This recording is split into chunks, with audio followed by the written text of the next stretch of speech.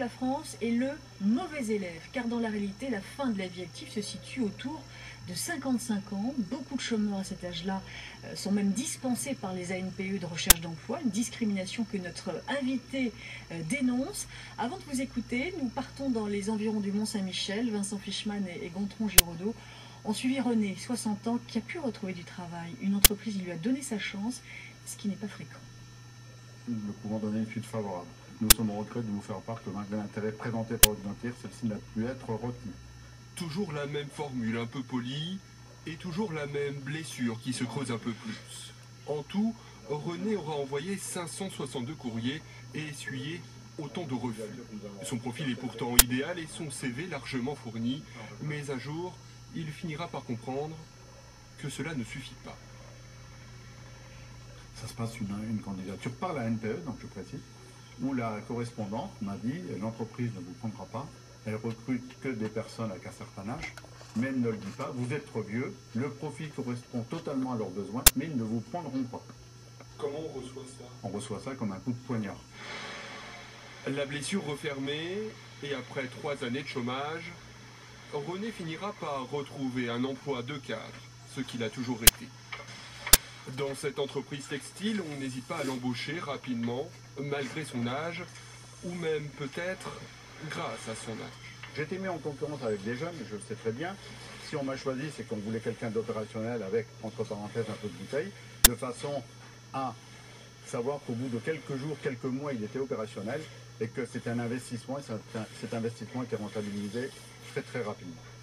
Et qu'importe son salaire plus élevé avec la retraite qui approche, car ici, contrairement à ce qui se fait ailleurs, il n'y a pas de tabou autour de l'âge des nouvelles recrues. Il y avait aussi une pêche et un dynamisme, et on a beaucoup de plus jeunes qui n'avaient pas sa pêche et son dynamisme. Donc on ne doit pas s'arrêter, je dirais, à l'âge de la personne. Il faut s'arrêter à la réalité de la personne. Vous avez des gens de 65 ans, à mon avis, qui sont beaucoup plus dynamiques que des jeunes de 25 ans.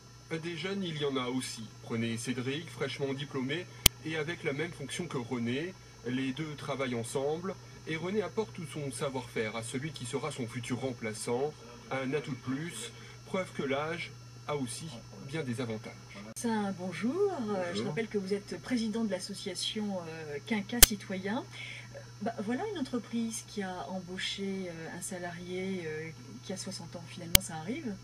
Tout à fait, et bravo pour l'entreprise. Mais comme le disait Yannick Leroux, le directeur technique, il recherchait quelqu'un qui avait envie de faire et de faire des choses. Donc pour lui, aucun problème d'avoir un jeune et un ancien. Et qu'est-ce qui va se passer? Eh bien, le jeune va travailler avec l'ancien qui va bientôt partir, mais qui amène dans un premier temps son enthousiasme, et puis aussi son expérience, ses compétences. Ce qui est vrai aujourd'hui, c'est que beaucoup d'entreprises estiment que faire travailler des salariés âgés, ça ne peut pas permettre à l'entreprise d'être très compétitive.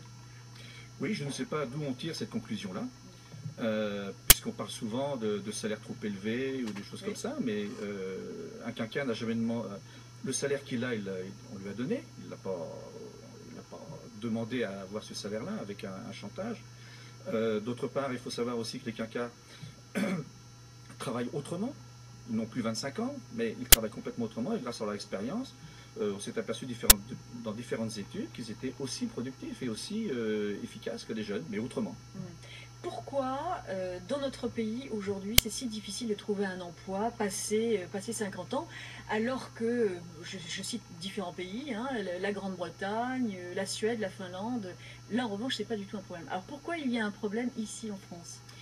Alors, ça remonte à relativement loin, ça remonte dans la fin des années 60 et le début des années 70, où la France a connu des problèmes avec la sidérurgie, les charbonnages.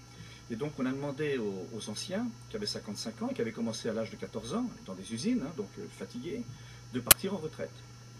Et avec l'argument, leur disant, vous partez en retraite, donc bien rémunéré aussi, puisque la France à l'époque pouvait payer, et vous serez remplacé par un jeune. Et puis de fil en aiguille, le contexte a changé, la croissance n'a plus été là, mais on a continué dans ces habitudes-là. C'est-à-dire que c'est culturel? Oui. Oui, je dirais même que les politiques ont donné des façons de faire, aux entreprises. C'est-à-dire que lorsque vous devez licencier ou alléger votre personnel, eh bien on commence par les anciens. C'est-à-dire que cette mode du jeunisme, c'est spécifiquement français? On pourrait dire ça, oui, parce que c'est institutionnalisé. De par votre fonction, vous côtoyez des quinquas en difficulté. Pourquoi cette chape de silence? Pourquoi il n'y a pas de vent de révolte? Pourquoi on les entend si peu finalement? Ah, bah parce qu'ils sont, je dirais, d'une autre génération, si je puis dire. Oui.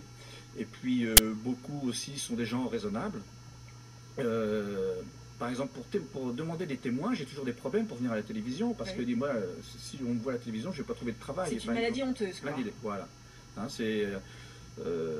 vous êtes avec des amis dans une soirée, oui. Si vous dites que vous êtes au chômage, ça fait tout de suite un froid. Un dernier mot. Pour la première fois, un cabinet de recrutement à Lyon a été condamné par la justice parce que justement, il avait inscrit comme condition l'âge. Oui. Les choses évoluent. Oui, c'est emblématique et j'espère que tout le monde va le prendre en compte. Merci beaucoup, Jean-Marc Coursin. Merci. Je vous remercie. Au revoir. Dans